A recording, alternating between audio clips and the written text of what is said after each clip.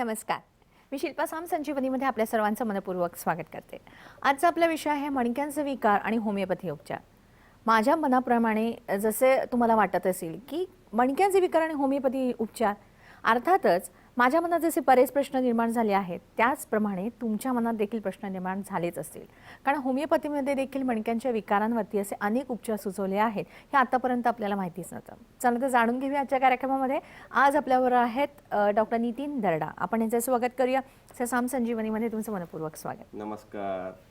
तुमच्या मनामध्ये अर्थात जे जे काही प्रश्न असणार आहेत की होमिओपॅथी उपचारांना खूप उशीर लागतो, अर्थात त्यांचे रिझल्ट फार उशिराने मिळतात, अशी काहीशी आपल्या मनाची समजूत आहे. ही खरी आहे का? मणक्यांच्या विकारांवरती आपण या उपचारांची कशी मदत घेऊ शकतो या संदर्भात जर काही तुमचे प्रश्न असतील तुम्ही नक्की आता थेट डॉक्टरांना विचारू शकता. यासाठी म्हणून तुम्हाला जो आपला नंबर लागेल ना तो मात्र तुम्ही लिहून घ्या. जो आपला स्टुडिओमधला नंबर आहे, नंबर असा आहे 66843333. मुंबईबाहेरील सगळ्या प्रेक्षकांनी 022 हा एसटीडी कोड लावायचा. चलते कार्यक्रमात सुरुवात करूया. सर, सर्वप्रथम आम्हाला या होमिओपॅथी उपचारांबद्दल किंवा होमिओपॅथीबद्दल जर आम्हाला माहिती करून देता का? हरकत नाही मॅडम. ह्या 20 वर्षाच्या माझ्या अनुभवामध्ये मी एक व्याख्या बनवलेली होमिओपॅथी, पहिले ती सांगतो. मानव जातीच्या प्रत्येक आजारासाठी उपयुक्त ठरणारी औषध प्रणाली म्हणजे होमिओपॅथी. ओके, ठीक आहे. आता होमिओपॅथीचा जन्म झालाय मॅडम 1790 मध्ये आणि त्याचे जनक होते डॉक्टर सॅम्युअल हनीमन. पण ह्या इतक्या वर्षात साधारणतः 1790 म्हणजे 100-200 जवळ 25 वर्ष झाली. 225 वर्षात होमिओपॅथीमध्ये खूप नवीन सर्च लागत आहेत. त्याचे फायदे काय झालेत की केस येण्याचा कालावधी कमी झालाय, पूर्ण बरं होण्याचं पर्सेंटेज वाढलेलं आहे, ट्रीटमेंटचा कालावधी कमी झालेला आहे. जो तुम्ही म्हटला आता की होमिओपॅथीमध्ये खूप वेळ लागतो, तर तो पहिली 5-5, 7-7 वर्ष लागायचा, आता 2-2, 3-3 महिन्यावर आलेला आहे. आणि पूर्ण बरं होतं. असं नाही की फक्त ट्रीटमेंट घेतली आहे थोडंसं बरं वाटतं, असं नाही, पूर्ण बरं होऊन जातो पेशंट. आणि चौथी गोष्ट, जवळजवळ प्रत्येक आजारामध्ये त्यामुळे उपयुक्त ठरायला लागली होमिओपॅथी. असं कोणता पण आजार तुम्हाला नाव माहित असेल, आजाराचं नाव घ्या, होमिओपॅथिक औषधं घ्या. म्हणजे कोणता पण, एकदम लहानातला लहान आजार, एकदम मोठ्यातला मोठा, किंवा ऍक्यूट मधला ऍक्यूट, क्रॉनिक मधला क्रॉनिक. आणि ह्याच्यामुळे काय झालंय की त्यामुळे बाहेर औषधं पाठवणं, म्हणजे फोनवर औषधं पाठवणं हे आम्हाला सोपं झालं या नवीन रिसर्चमुळे. म्हणजे हे सोपं झालं की पेशंटला न येता आम्ही फोनवर विचारतो आणि त्या पद्धतीने त्याला औषध पाठवतो. त्यामुळे मी पुण्यात जरी असलो तरी मी अख्ख्या इंडियात, अख्ख्या वर्ल्ड मध्ये पण औषधं पाठवू शकतो. ओके. आणि पाठवतोय. आता एक ह्या पद्धतीचे केस सांगतो मॅडम की होमिओपॅथीच्या रिसर्चमध्ये काय फायदा झाला. एक माझ्याकडं एक 51-52 इयर्स एक मेल पेशंट आला होता. त्या पेशंटची कंप्लेंट काय की थोडं चाललं, म्हणजे 50 मीटर जरी चालला तरी त्याला दम लागायचा, त्याला म्हणजे एकदम त्रास व्हायचा, त्याला बसावंच लागायचं, इतकं दम लागायचा. म्हणून त्यांनी तपासणी करण्यात आलं, तर त्याची अँजिओग्राफी केली. अँजिओग्राफी ती एकदम स्ट्रॉंगली पॉझिटिव्ह आली. त्याच्यात त्याला सजेस्ट केलं बायपास. बायपास सजेस्ट केलं. तू म्हणे डॉक्टर मला ऑपरेशनची खूप व्यत्यय आले, मला करायचीच नाही, म्हणजे बायपास करायचंच नाही. तुम्हाला की तुमच्याकडे काही औषध आहे का? म्हटलं ठीक आहे, हरकत नाही, प्रयत्न करून बघायला हरकत नाही. तर मॅडम त्याला औषध दिलं. 1 महिन्यानंतर तो जेव्हा फॉलोअपला आला तेव्हा तो काय म्हटला माहिती मॅडम, डॉक्टर मी आता 4 ते 5 किलोमीटर चालतोय. वा वा वा. म्हणजे हे कशामुळे झालं असेल की तो ब्लॉक तिथून गेल्याशिवाय तो चालू शकत नव्हता. आणि तो चालायला 4-5 किलोमीटर चालायला लागला. तो म्हणजे ग्रेट डॉक्टर, मला आता थकवा जाणवत नाही, माझ्यात एकदम स्फूर्ती आली आहे. आणि त्याच्यामुळे एकदम सुंदर वाटायला लागले की मी त्याला परत म्हटलं की अरे परत अँजिओग्राफी करूया. म्हणजे काय गरज आहे डॉक्टर, आता मला सगळं असं वाटतंय की आता ते निघून गेले असतील. ही एक केस झाली मॅडम. आता दुसरी केस सांगतो. अँकिलोजिंग स्पॉन्डिलायटिस म्हणून एक आजार आहे मॅडम. तर तो जो आजार आहे मॅडम, त्याच्यासाठी स्पेसिफिक डेफिनेशन की हा जर आजार तुम्हाला लागला, म्हणजे तुम्हाला आजार जो झाला तर हा तुमच्या बरोबर जाणार, असं म्हटलं जातं. आणि याच पद्धतीची त्याची डेफिनेशन, व्याख्याच तशी केली गेली आहे. त्यामुळे आणि पेशंट डे बाय डे एकदम तक्रार वाढत जाते त्याची. म्हणजे औषधं पण काम करत नाही, पेन किलर पण काम करत नाही, इतकं पेन होत असतं. त्याच्यामुळे तो डिप्रेस्ड होतो, डिपेंडेंट व्हावं लागतं त्याला, त्याच्या हालचाली मुश्किल होतात, त्याला म्हणजे जगतो कसं एवढं असं वाटायला लागतं. त्याला बाक यायला लागतो, चालता व्यवस्थित येत नाही, या सगळ्या गोष्टी. एक फिमेल आली मॅडम, सांगतो 15 वर्षापासून तिला अँकिलोजिंग स्पॉन्डिलायटिस आहे. अरे बापरे. टॉप पोस्टवर काम करते. आणि त्या पोस्टवर तिची 15 वर्षात मान जखडून गेली आहे, कंबर एकदम सरळ, एकदम स्टीफ झाली. ह्याच्यात बांबू स्पाईन म्हणून होतो, एकदम स्टीफ झाली, अशी सरळ चाललेली. आणि 15 वर्ष झाली, ती वैतागली म्हणे आता की काय, आता ह्याच पद्धती ऍडजस्ट करावं लागतं त्या पद्धतीचं जीवन, जसं शरीर करतं त्या पद्धतीचं पेशंट ऍडजस्ट होत जातो. तर ती म्हणजे मागच्या वेळेस ह्याच कार्यक्रमात 1 महिन्यापूर्वी माझा कार्यक्रम झाला होता, त्याच्यात त्याच्या घरच्यांनी ही मुलाखत बघितली आणि ती म्हणे नाही आई, आपल्याला दाखवायचं ते इथेच दाखवायचं. ओके. मुलं घेऊन आली आईला हा हा आणि ते आता परवा काल का परवा फॉलोअपला आली होती मॅडम. मॅडम तिची मान आहे ना व्यवस्थित हालायला लागली. ओके. ती म्हणे डॉक्टर मी आता खाली मांडी घालून जेवायला लागली. म्हणजे सगळ्यात मांडी घालायला आली ना, सगळ्या पोरांना म्हटलं बसा माझ्या बरोबर मांडी घालून जेवायला. Very good. म्हणजे एवढा होमिओपॅथी औषधांचा आपल्याला चमत्कारच म्हणायला काही हरकत येस नाहीये. मॅडम. आपण कारण लवकरात लवकर रिझल्ट्स देखील मिळतात त्याचे. जसं तुम्ही म्हणालात की फार पूर्वी असं म्हटलं जायचं की खूप उशिराने रिझल्ट्स मिळतात, पण असं काही नाहीये आता, की आधुनिक तंत्रज्ञानाच्या मदतीने हे सहज शक्य हो झालं. मॅडम. आणि याच्यात झालेले रिसर्च जे आहेत ह्याच्यामुळे ह्या गोष्टी सहजासहजी शक्य झाल्या. त्यामुळे आता कोणता पण जर आजार असला मनुष्याला, कोणता पण एनी आजार, की त्यांनी पहिली होमिओपॅथिक ट्राय करून बघायला हरकत नाही. काहीच हरकत नाहीये. आज आपण सर मणक्यांच्या विकारांबद्दल बोलतो आणि त्याच्याबरोबर होमिओपॅथी उपचार देखील आपण कसे होतात हे जाणून घेणार आहोत. तुम्ही जशी आम्हाला उदाहरणं सांगितली आहेत तर त्याच्यामध्ये तुम्ही अँकोलोजिंग स्पॉन्डिलोसिसचा उल्लेख केला आहे. बरोबर. हा देखील एक मणक्यांचा विकार आहे. या बरोबरीनेच अजून कोणत्या विकारांशी आपण होमिओपॅथीचे उपचार घेऊ शकतो? मॅडम मणक्याच्या प्रत्येक विकारामध्ये होमिओपॅथी लागू पडते. पण आज मी जे बोलणार आहे ते दोन विकाराबद्दल. एक तर मानेचं दुखणं त्याला सर्वायकल स्पॉन्डिलोसिस म्हणतात ओके. आणि कमरेचं दुखणं त्याला लंबर स्पॉन्डिलोसिस म्हणतात. आणि तिसरा तो अँकिलोजिंग स्पॉन्डिलोसिस. या तीन गोष्टीबद्दल बोलणार आहे. तर हे जे सर्वायकल स्पॉन्डिलोसिस आहे याच्यात मानेत 7 मणके असतात मॅडम. 7 मणक्यात 2 मणक्याच्या मध्ये, प्रत्येक मणक्याच्या मध्ये एक डिस्क असते. त्या डिस्क काम करतं ते शॉक ॲब्सॉर्बरचं आणि त्याच्यातनं नर्व्हज पास होत असतात. तर ती नव दबली गेली की त्या पद्धतीचे त्या पर्सनला दुखणे चालू होतात. तर आता मानेचा सप्लाय कुठे कुठे, मान हे दोन्ही हात खालपर्यंत, डोक्याचा मागचा भाग, छातीचा पुढचा भाग. तर ह्याच्यातलं कोणती नव दबली गेली त्या पद्धतीचं त्याला दुखणं किंवा मुंग्या किंवा बधीरपणा चालू असतो.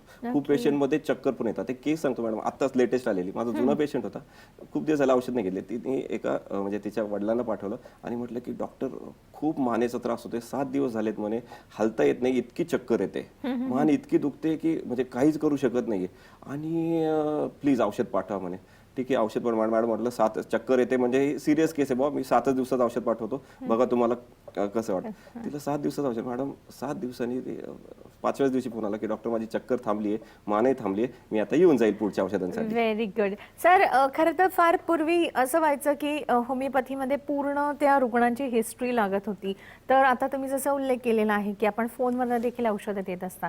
तर तुमच्याकडे आधी आलेल्या पेशंटबद्दल तुम्हाला माहिती असतं, पण नव्याने जे पेशंट जे असतात त्यांच्याकडनं तुम्हाला काय अपेक्षा असते, त्यांनी काय माहिती सांगितली पाहिजे? अच्छा मॅडम, हे सगळं शक्य झालंय नवीन रिसर्चमध्ये. ओके. म्हणजे पहिली काय असायचं की म्हणजे अर्धा पाऊण तास आम्हाला बेसिकली होमिओपॅथीचा अप्रोच कसा आहे ते सांगतो. होमिओपॅथीचा अप्रोच होलिस्टिक अप्रोच आहे. Holistic. म्हणजे आम्हाला तो जो पेशंट आहे तो पूर्ण ओळखावा लागतो. त्यामुळे त्याच्या बाकीच्या सगळ्या गोष्टी आम्ही विचारत असतो की भूक लागते का, झोप लागते का, लघवी संडास, ह्या सगळ्या गोष्टी विचारत असतो. तो कशासाठी की तो पर्सन ओळखण्यासाठी. कारण की हाच मार्ग आहे, डिस्चार्जेस हा एक चांगला मार्ग आहे आणि त्याचं मन आम्ही विचारत असतो. तर हा कशासाठी की तो पर्सन ओळखण्यासाठी. तो जर पर्सन ओळखला जर आला मॅडम, तर होमिओपॅथी सारखं जगात औषध नाही. नक्कीच. खरं तर म्हणजे डॉक्टरांना देखील हीच महत्त्वाची गोष्ट वाटत असते की संपूर्णतः त्या पेशंटचं मन आणि शरीर हे एकत्ररित्या त्या औषधांसाठी म्हणून कार्यरत होत असतं. नेमकं होमिओपॅथी कशी उपचार करत असते मणक्यांच्या विकारांसाठी हे जाणून घेऊया डॉक्टरांकडनं. पण वेळ झाली, एका ब्रेकची घेतोय, छोटासा ब्रेक.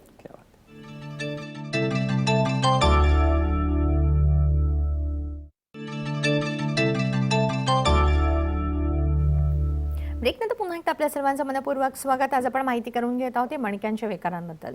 अर्थातच मणक्यांच्या विकारांमध्ये होमिओपॅथी उपचार पद्धतींची मदत आपण कशी घेऊ शकतो यावरच आपल्याला मार्गदर्शन करत आहेत डॉक्टर नितीन नरडा. तुमच्या मनातील जे काही प्रश्न असतील तुम्ही डॉक्टरांना थेट विचारू शकता. पण जसं डॉक्टरांनी आपल्याला सांगितलं, सर तुम्हाला गेल्या 20 वर्षाचा अनुभव आहे, तर ह्या 20 वर्षामध्ये जेव्हा तुमच्याकडे मणक्यांच्या विकारांसाठी जेव्हा पेशंट येत असतात तेव्हा नेमकी आपल्याला काय कारणं दिसून आली आहेत किंवा या कारणांमध्ये काही बदल घडत गेले आहेत का?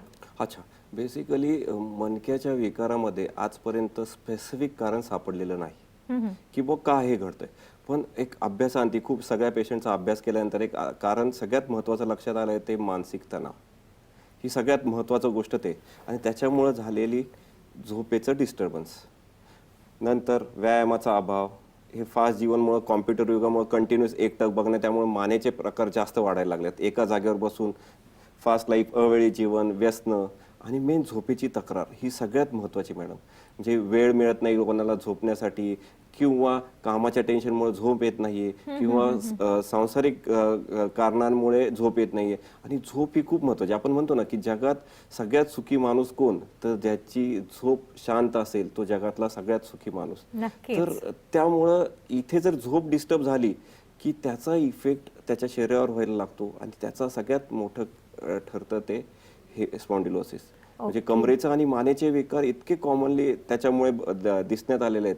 तर त्यामुळं म्हणजे आम्ही औषध देताना आमचा होलिस्टिक अप्रोच असतो. म्हणजे आम्ही फक्त असं बनत नाही की तुला तुझा कमरेचा आजार किंवा तुझा मानेचा आजार कमी व्हायला पाहिजे. आम्ही सायमल्टेनियसली असं म्हणतो की हा परत उद्भवायला नाही पाहिजे. बरोबर. ही सगळ्यात महत्वाची गोष्ट आहे. आणि तुझं जीवन ह्याच्यापेक्षा क्वालिटी ऑफ लाईफ ही सुधारायला पाहिजे. तुझं जीवन आनंदी व्हायला पाहिजे, फ्रेश वाटायला पाहिजे, तुला तंदुरुस्त वाटायला पाहिजे, तशी ताकद आल्यासारखी वाटायला पाहिजे.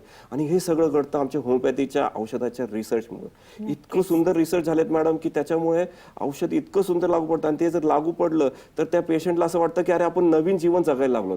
आजार तर दूर होतोच, प्लस त्याच्यात अशी एनर्जी आल्यासारखी होते. नक्कीच. म्हणजे खरंच स्पॉन्डिलोसिससाठी देखील होमिओपॅथीचे उपचार आपण घेऊ शकतो. कसे डॉक्टरांबद्दल जाणून घेऊया. आपण एक फोन घेतोय. खरं तर हा फोन कट झाला आहे, तर पुन्हा आपण आपल्याच विषयाकडे वळूया का? असं जसं तुम्ही सांगितलं की अशी बरीच कारणं असतात किंवा वेगवेगळी कारणं आपल्याला पेशंट्समध्ये दिसून येत असतात. पण हे जे मणक्यांचे विकार झालेल्यांमध्ये आपल्याला नेमकी काही लक्षणं ठराविक दिसून येतात का, की समजा सुरुवातीपासून ही लक्षणं आपल्याला जाणवलीत आणि लवकरात लवकर जर आपण होमिओपॅथीची मदत घेतली तर त्यांना फायदेशीर ठरू शकेल? नाही मॅडम, सगळ्यात पहिली गोष्ट लवकरात लवकर. होमिओपॅथीमध्ये तुम्ही लवकरात लवकर या आणि उशिरात उशीर या, कधी पण या. तुम्ही एंड स्टेजला म्हणजे एकदम ऑपरेशनच्या स्टेजला जरी आला तरी तुमचा त्याचा उपयोग होणारच आहे. Very म्हणजे good. कोणत्या पण स्टेजला होमिओपॅथी तुम्हाला नक्की मदत करायला पाहिजे अशी अपेक्षा ठेवूया. आणि दुसरी गोष्ट तुम्ही जे म्हटलं त्याची लक्षणामध्ये आता पहिली सर्व्हायकल स्पॉन्डिलोसिस सांगतो मॅडम. सर्व्हायकल स्पॉन्डिलोसिसमध्ये जनरली ह्याच्यात मान दुखणे, मान सतत दुखणे, ती थोडी हलवली तरी त्रास होणे, नंतर हात दुखणे, दोन्हीपैकी कोणताही हात दुखणे, दोन्ही हात दुखणे, त्याला मुंग्या असणे, त्याला बधिरपणा असणे, चक्कर येणे हा सगळ्यात कॅरेक्टरिस्टिक सिम्पटम आहे त्याचा.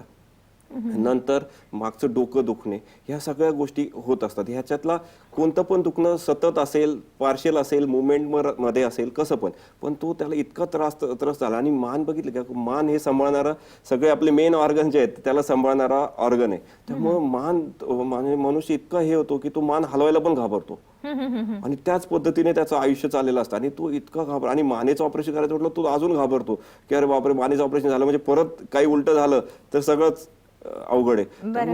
म्हणजे तो इतकं म्हणजे जितकं टाळता येईल तितकं टाळत असतो. पण एक असह्य म्हणजे इतकं असह्य पेन होत असतं. तर त्यांनी ह्या वेळेस नक्की होमिओपॅथी औषधं घ्यावं आणि त्याच्यातनं पूर्ण बरं होण्याचा प्रयत्न करावा. नक्कीच. हे जर सर्व्हायकल बद्दल सर, लंबर स्पॉन्डिलोसिस साठी पण असंच काहीसं उपयोगी ठरू शकतं का? हो नक्कीच. शेवटी बघा मॅडम, मणके सगळे सेमच आहेत, म्हणजे मानेपासून कमरेपर्यंत. फक्त इथे काय माहितीये का की कमरेमध्ये त्याचे लक्षणं वेगळे आहेत. कमरेचे जे 5 मणके आहेत त्याचा सप्लाय कुठे मॅडम, कंबर आणि कमरेपासून खाली तळपायापर्यंत बोट. ठीक आहे. आता ह्याची लक्षणं काय की जी नस दबली गेली त्या नस ज्या भागाला सप्लाय करते त्याचं पेन किंवा त्याचं मुंग्या किंवा त्याचा बधीरपणा किंवा जडपणा ह्या गोष्टी चालू होतात. काही लोकांना थोडंसं चाललं म्हणजे 50 फूट चाललं तरी पाय जड पडायला लागतात, त्यांना हलता येत नाही, त्याच्यानंतर बसावंच लागतं. जर थोडं चाललं तर पडण्याची शक्यता, भीती वाटत असते. त्यामुळे तो चालताना प्रत्येक गोष्ट विचार करतो की अरे काय चालू का नको चालू, म्हणजे पाय टाकू, जिना चढू का नको चढू, खाली उतरू का नको उतरू, म्हणजे प्रत्येक गोष्ट त्याला विचार करावी लागते. प्रत्येक गोष्ट त्याला प्लॅनिंगनी करावी लागते, या पद्धतीनेच करावी लागते. त्याला गाडीत बसणं म्हटलं तरी नको. म्हणजे खूप जण असे बांधून राहिलेले असतात स्वतःला की ते कुठंच हालत नाही, घरातल्या बाहेर पडत नाही, घरात पण इतके सावधानपणे सगळ्या कंप्लेंट म्हणजे त्यांच्या मुवमेंट्स किंवा कामं करतात की म्हणजे असं इतकं बांधून ठेवलेलं असतं. म्हणजे त्यांच्या जीवनात एकदम म्हणजे फक्त चालली गाडी, बाबा आजचा दिवस आलाय तो जगा. बरोबर आहे. असं जर आयुष्य आपल्याला जगावं असं वाटत नसेल तर नक्कीच आपण या उपचार पद्धतींची मदत घेतली पाहिजे. जाणून घेऊया डॉक्टरांकडनं. कार्यक्रमाचा पहिला फोन घेतोय आपण. आपल्याशी मिसेस तुळसकर बोलतात रत्नागिरीहून. हॅलो, नमस्कार. हॅलो.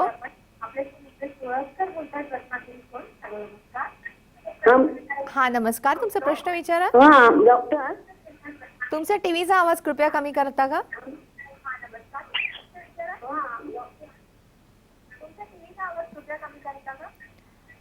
आता तुमचा प्रश्न विचारा. हा बोला. माझी मान दुखते. ओके. हा, माझी मान दुखते. हा, पण जरा तसं मी करते, चालते म्हणजे, पण थोडंसं चाललं ना तरी मला त्रास होतो. बरोबर. ठीक आहे. ताई, तुमच्या प्रश्नाचं आपण नक्कीच उत्तर जाणून घेणार आहोत, पण आपल्या सर्वांना पुन्हा एकदा विनंती आहे, जेव्हा तुम्ही तुमचा प्रश्न विचारत असाल तेव्हा तुमच्या टीव्हीचा कृपया आवाज कमी ठेवा. जर तुम्ही तुमचा टीव्हीचा आवाज कमी ठेवला नाही तर तुमचा प्रश्न आमच्यापर्यंत येणार नाही. व्यवस्थितरित्या जर ऐकलाच नाही तो प्रश्न तर डॉक्टरांना उत्तर देणं देखील तेवढं सोपं जाणार नाही. तर कृपया कृपया तुमच्या टीव्हीचा आवाज कमी ठेवा. काय सांगाल सर त्यांना की ते थोडंसं चाललं तरी त्यांची मान दुखते आहे आणि मग त्यांना चक्कर आल्यासारखं होतं? अच्छा, तर बेसिकली इथे आता त्यांनी बाकीच्या गोष्टी सांगितल्या की त्यांच्या तपासण्या काय झाल्यात, पण शक्यतो त्यांची मान दुखत असेल ती सर्व्हायकल स्पॉन्डिलोसिसमुळे, आणि ह्याच्यात सेम की ती त्यांची गादी दबली गेली असेल त्याच्यामुळे ती नव दबली होऊन त्यांना तो त्रास होत असेल, म्हणजे त्या मुवमेंटला ती दबली जाते आणि त्याच्यामुळे त्यांना पेन होतं. तर त्यांनी नक्की होमिओपॅथीचा सल्ला घ्यावा आणि पूर्ण बरं होण्याचा प्रयत्न करावा. नक्कीच सर. जसं तुम्ही सांगितलं की हे जे मणक्याचे विकार आहेत त्याच्यासाठी होमिओपॅथी आपल्याला एकदम फास्ट रिझल्ट देऊ शकते, मग ते जुनं दुखणं असो किंवा नव्याने उद्भवलेलं असो, तर होमिओपॅथी ह्याच्यावरती कशी कार्य करत असते? हां, व्हेरी गुड मॅडम. आता हे मानेचे किंवा कमरेचे जे मणके आहेत, मानेत 7 आणि कमरेचे 5, ह्या मणक्यांना दुसऱ्या बोनचा सपोर्ट नाही मॅडम. यांचा जो सपोर्ट आहे तो मसल्स आणि लिगामेंट्स हा सपोर्ट, म्हणजे त्याचे दोरखंड ते जे त्याला आपल्या जागेवर व्यवस्थित ठेवतात, बरोबर की नाही. तर ह्या ह्या ज्या आजारात हे दोरखंड थोडेसे सैल पडतात आणि त्याच्यामुळे त्याची घडण जी असते ती सैल पडते आणि त्याच्यामुळे तो प्रेशर तिथे येतं. तर ह्या आजारामध्ये होमिओपॅथी काय करतं की ती जी घडण असते त्याचे जे सपोर्ट असतात त्याला स्ट्रॉंग करण्याचा प्रयत्न करतो. ते जर सपोर्ट स्ट्रॉंग झाले तर ऑटोमॅटिक ह्या मणक्याची घडण ती व्यवस्थित होते. त्याच्यावरचं ऑटोमॅटिक ती घडण व्यवस्थित झाली की ती डिस्कवरचं किंवा त्या नर्ववरचं प्रेशर कमी होतं आणि त्या पेशंटला बरं वाटायला लागतं. अच्छा. आणि असंच काहीच आपले जे कमरेचे मणके असतात त्यांच्यासाठी देखील होत असतं? सेम, तिथे पण सेम आहे की मसल्स आणि लिगामेंट्स असतात त्यांना स्ट्रॉंग करा, म्हणजे त्यांचे दोरखंड एकदा स्ट्रॉंग केले. आता हे दोरखंड म्हणजे रूट आहे मॅडम, हे जर एकदा स्ट्रॉंग झाले तर परत होण्याचे चान्सेस पण नसतात. बरोबर. म्हणजे मुळापासून जर आपल्याला बरं व्हायचं असेल तर नक्कीच आपण होमिओपॅथीची मदत ही घेतली पाहिजे मणक्यांच्या विकारांसाठी. अधिक माहिती करून घेऊ. आपण घेतोय एक छोटासा ब्रेक.